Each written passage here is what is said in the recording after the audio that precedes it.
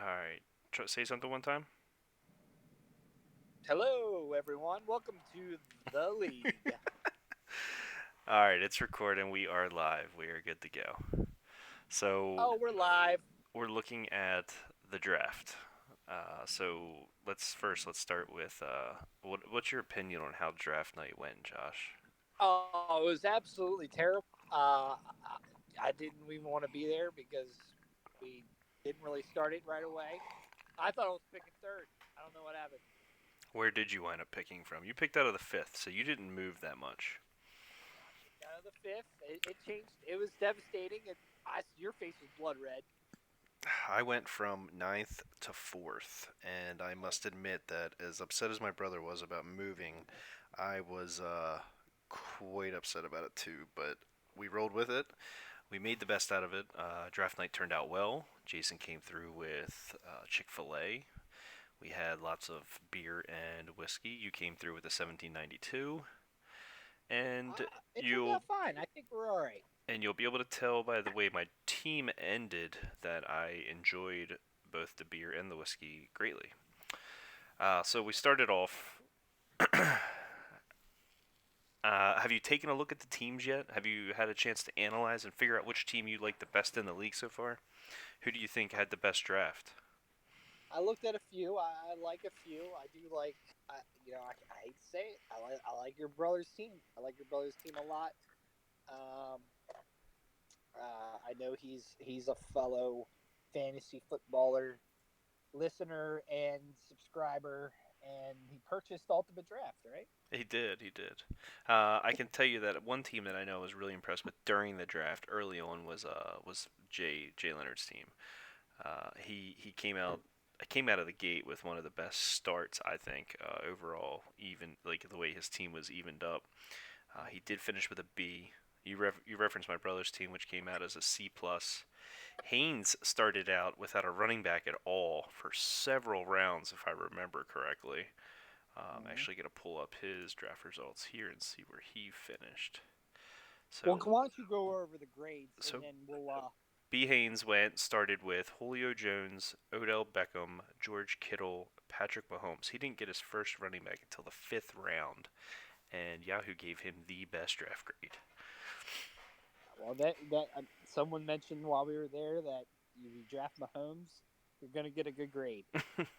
That's very true. So it's less about the grade. I remember last year I was in the championship and I got a D last year. Just saying. You drafted Le'Veon Bell last year and still found a way to make it. So it's there's definitely proof there that you can win the league through the year and not necessarily at the draft. But I do think the keeper aspect makes the draft more important.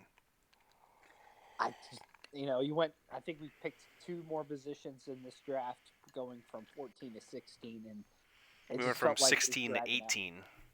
Oh, it was that's right. Yeah, okay, so we went. Okay, so we how many? We had 18 picks. Yep, It felt like it went forever. Did we had 16 last year? correct. The typical league is 16, and we instead of having two IRs separate, we rolled them into the league and made it 18 total picks. So now Yeah, when you keep two next year, you'll only pick 16 like a regular league. yeah. So So that's just So first round, we let's. I'm gonna run through the picks real quick, and we'll just see. Is there anything that stands out as a little crazy the way that not the way somebody fell? We'll go through the first couple rounds, and then we'll talk about some keepers next.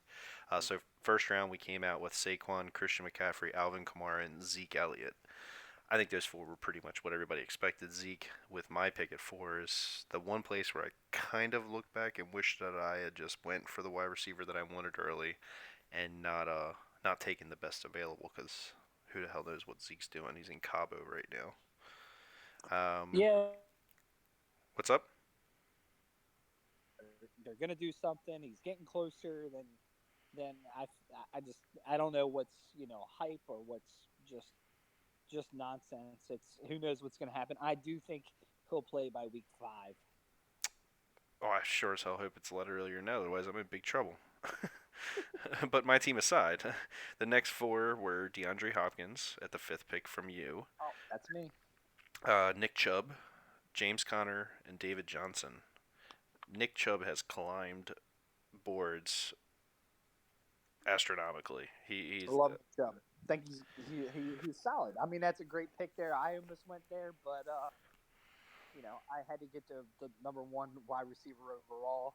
I don't. I think that's exactly where he goes. You were the first wide receiver off the board.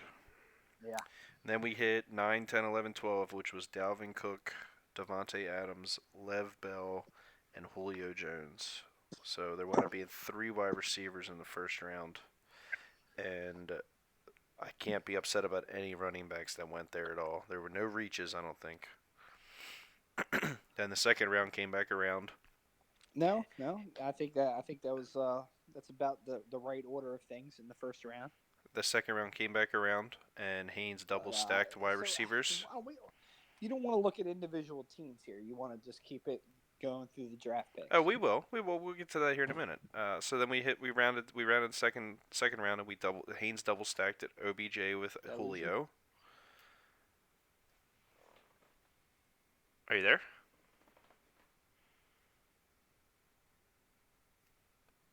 Josh, did I lose you? Okay. Well, I'll keep going. Oh, I thought I lost you for a second. Sorry. Are you there now? Yeah, I'm here. Okay, there you go. So Haynes came back and he double stacked OBJ with Julio Jones. Um, I'm sorry, no, Matt Addix would be Dixie Normus. He came back with Tyreek Hill along with Lev Bell. Jay Leonard came out with Devontae Adams in the first round and hit Michael Thomas in the second round. So there's 2 teams with wide receiver stacks. Jason came out with Dalvin Cook in round 1 and Juju in the second round. I think that's a that's a hell that's a hell I of a like that start. tandem. That's a great start right there from the 9 spot. That's where I was supposed to pick from, and that's very similar to what I was expecting to have. 8 pick was Nyhoff. He came out with David Johnson and then Keenan Allen in the second round. 7th was Joe Beal, James Conner, and then he reached for Gurley. Now, I say reach, but Gurley falling back to the middle of the second round, that's probably going to be one of the biggest steals of the draft if he plays a whole season. I was hoping he got back to me. He did not. Well, 2 picks away from you. I think he's a solid pick there. I think is as long as he's healthy, he's a number one running back. I mean, he could have easily been if he didn't have those knee issues. He could have easily been one of the first couple picks. He would have been top 5. I completely agree. Greg came back, Nick Chubb in round 1 and Joe Mixon in round 2. He's got a great running back stack there to start the season. And then your pick, you went with the double wide receiver, which as soon as you picked this guy, I was devastated. You went with DeAndre in round 1 and Mike Evans in round 2. And I see Mike Evans as a back end round 1 possible wide receiver style. He's going to be a great player this year, and I was really upset when he went 1 in front of me. So you came out with that. You came out with a hot start. The wide receiver stack from the 5 spot is a little unorthodox, but in a half PPR, you came out strong there. I went from the 4 spot and took Zeke in round 1 and Antonio Brown in round 2.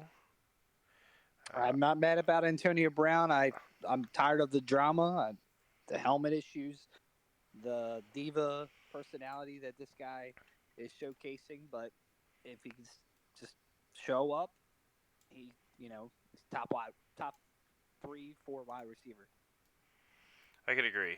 He's it all depends upon Derek Carr. That's the big question mark here. It's just really uncertain what's going to happen there. But I had to go with the next best available, and I needed a wide receiver there. Felt like it was too early to go for these next couple of guys that came off the board, but they went right after me, and I was really upset they didn't come back to me. Kentucky Klondike Bar. Actually, that might be Addix. That might actually be Addix. I apologize. Chris Rhodes was the 11 pick with Le'Veon Bell and then Tyreek Hill. That's right. So this is Addix. So he came out in round 1 with Alvin Kamara and came back in round 2 with Travis Kelce. I mean, he's got the best tight end available on the board. Everybody has a different mindset on how you draft, but if you're going to take Travis Kelce, that's where he had to go if you wanted him. My brother correctly renamed his team to Carry On My Wayward Son after drafting Kerryon Johnson in the second round after Christian McCaffrey in the first round. I like that pick. He's definitely going in a lot of ADPs in the second round. I like Kerryon. I think he's great for half point PPR. I think he's going to catch a lot of passes in Detroit. I think he's definitely he's a stud. I think he's a great pick at number two. Where he picked, what was his position there? He was the 11th pick of the second round, so the end of the second. Yeah, that's a good spot for him.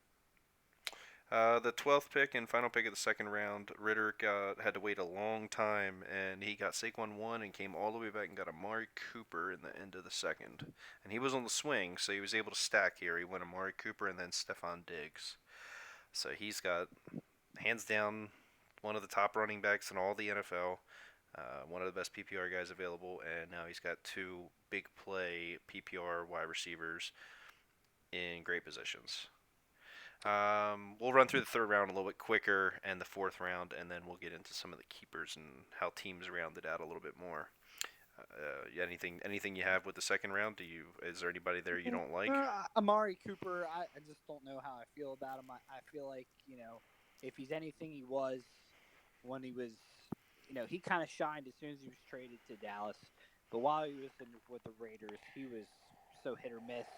I've had Amari Cooper last year personally, hit or miss, meaning that he'd have a great game and then literally nothing for several weeks.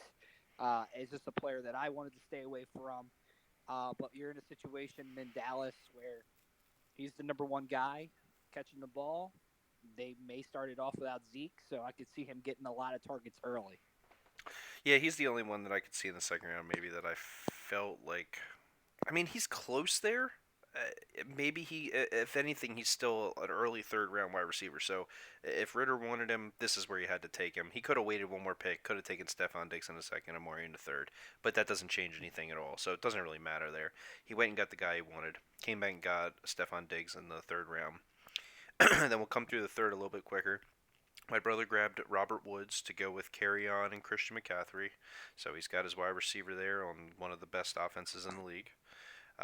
Addicts came back and got Brandon Cooks. So there's back-to-back Rams, wide receivers to go with his Kelsey and Kamara. I do say I was shocked when I saw Robert Woods and Brandon Cooks go in early in the third round. I thought they would make it in a lot of drafts that mock drafts I've done. They've made it back, coming back in the fourth round. So to see them go early in the third was a bit of a shock. I think there was a quick run on wide receivers early, and people were seeing the drop off and the change. By that happening, the rest of this round is filled with talented running backs. I went in the fourth spot with Damian Williams to go with Antonio Brown and Zeke Elliott. So I have, in the first three rounds, probably one of the worst drafts possible. I have some of the best talent in the league and some of the most inconsistent, impossible to predict what the hell is going to happen over the first 4 to 6 weeks of the season. So I've got a good chance to do well. You got high risk players with massive upside. All your Yeah. players have massive upside. I have a good chance to be 0-3 at the start of the season, and I have a great chance of being 3-0 and one of the top scoring teams. But it all depends on what happens over the next couple of weeks, so we'll see. I'm just not happy with the first three rounds. But this pick next is the pick you took, Chris Carson. That's where I wanted to go. I was torn. I like the number one offense in the league in Kansas City instead of Seattle, but Chris Carson's going to murder it this year. It's a great pick. I do think it was a little bit early that I was expecting to see, but I do think he's worth that pick in the third round, the fifth pick. So Yeah, once I lost Carry On and those top five guys, ADP was showing that Chris Carson was trending towards a early third round pick. I've seen people take him in late second round. So taking him in the the middle, the early side of the middle of the third round just felt like the right spot to take him. I think he would no way he would have made it back to me in the fourth. So I had to do it there. yeah, and with you going wide receiver, so you had DeAndre, you had Mike Evans, and now that you needed a wide receiver to anchor your team, and Carson on one of the most run-heavy teams in the NFL is a good way to start. Gray came back. You got Leonard Fournette to go with Joe Mixon and with Nick Chubb. One of the best running back tandems in their draft, I think, to start the first three rounds. Oh yeah, So it's great. it's a solid start. He's not gonna have to worry about running back for a good while. Seventh pick of the third round was Joe Beal. Got Adam Thielen to go with Todd Gurley and James Conner.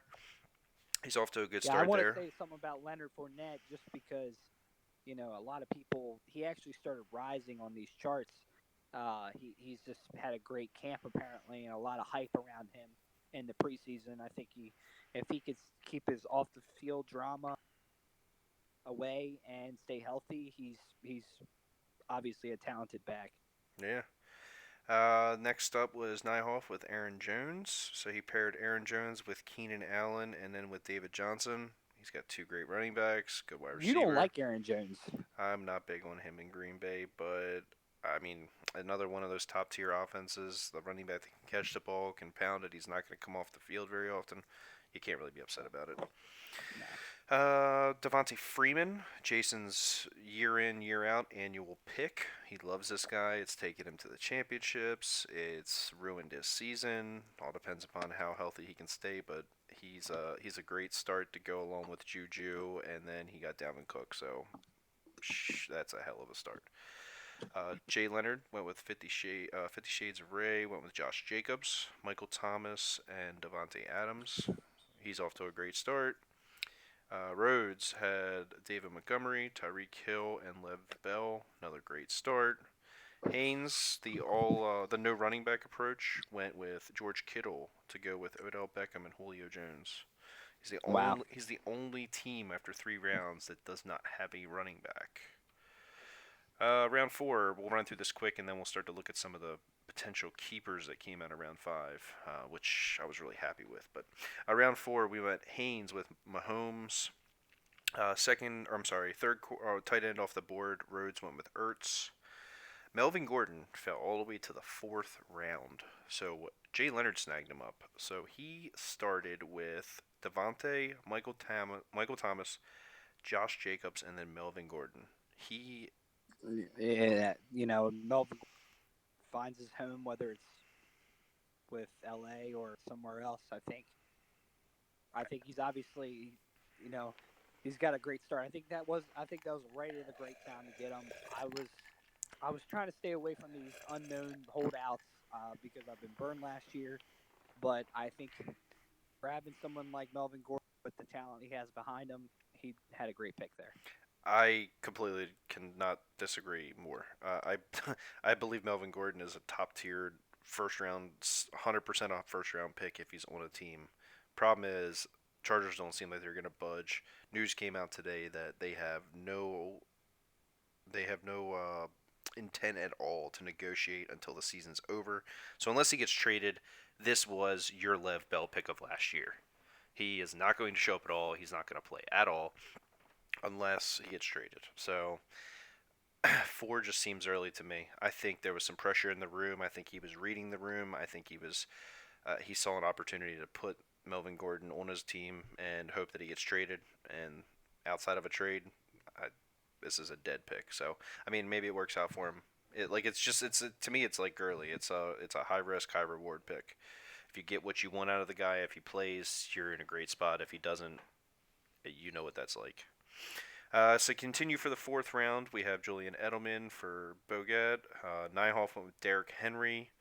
Round 4. This was the biggest surprise to me. Baker Mayfield came off the board in the middle of the 4th round, Mm. as the second quarterback off the board. Yeah, people are high on him. I mean, especially usually it's Andrew Luck there if he doesn't retire, but retires. That's kind of where we're at. Yeah, I guess. I mean, it feels early for a quarterback, especially when you have the possibility to wait for him in the next round and have him as a keeper. Instead, you take him in the 4th, which is maybe a reach. Maybe he was scared there was going to be a run on quarterbacks and he was going to lose the guy he wanted, but he got him. So he's gonna have to see. Hopefully, he pays off that ADP. Machiavel got Tyler Lockett. You came back with Sony Michelle. I love this in the 4th round. You got him right before me again. Two out of the first 4 rounds, you stole a pick from me that I absolutely wanted and I just did not see. I came back with Chris Godwin. So you took my Mike Evans. I came back with Chris Godwin. We'll see who the better receiver is this year. Great pick. Addix comes back with Kenny Galladay, Kenny G.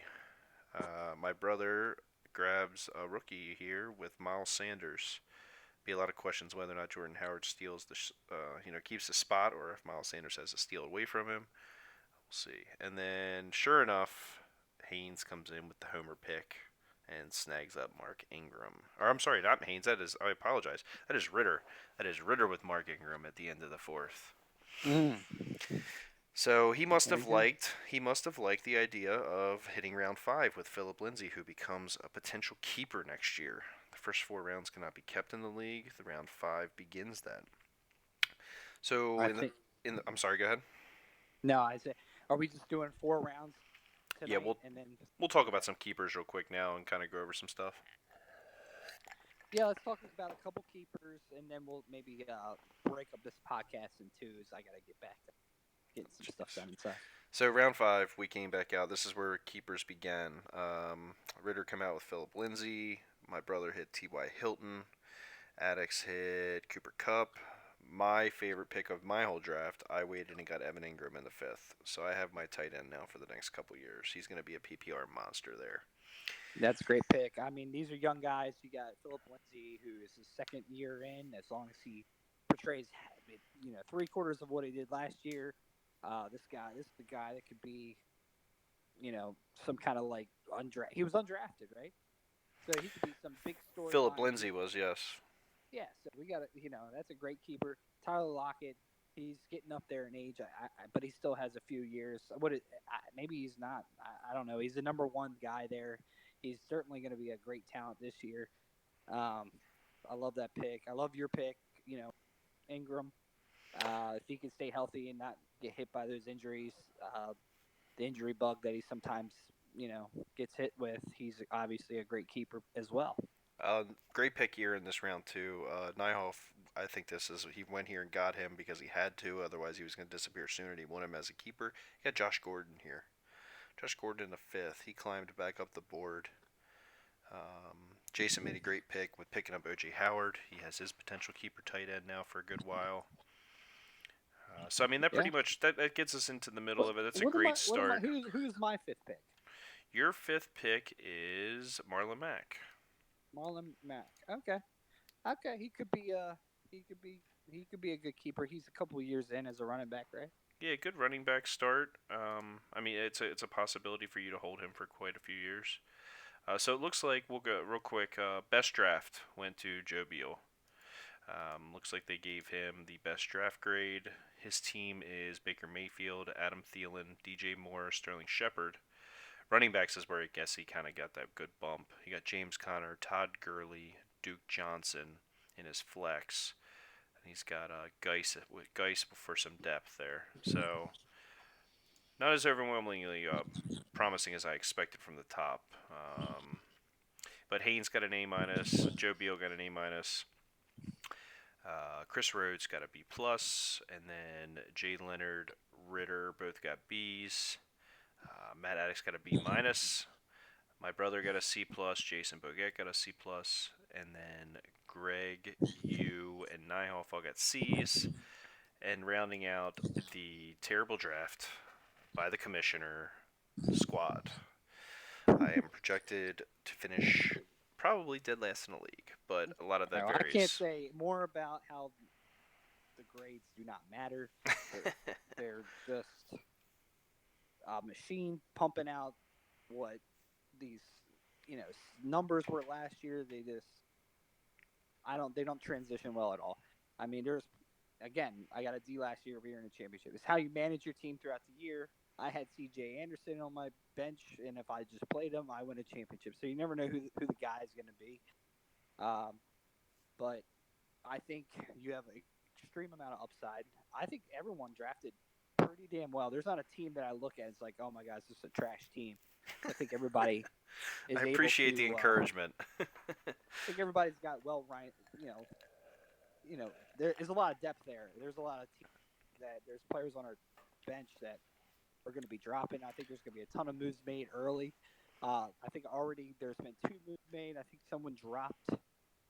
Someone picked up Demarius Thomas. I know he was reinstated. Britter's been active. He already dropped off Zay Jones and picked up Frank Gore, and he dropped Paris Campbell and picked up Demarius Thomas. Right. So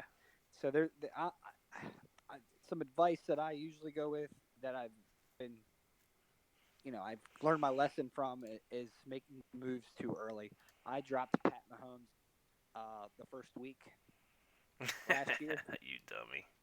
So just let some teams play out. I'm gonna let a couple weeks roll by before I make any decisions. Somebody could get banged up early, and your bench is there because they're your bench players. So see who shines. Don't spend all your fab. Maybe I'm sure he didn't.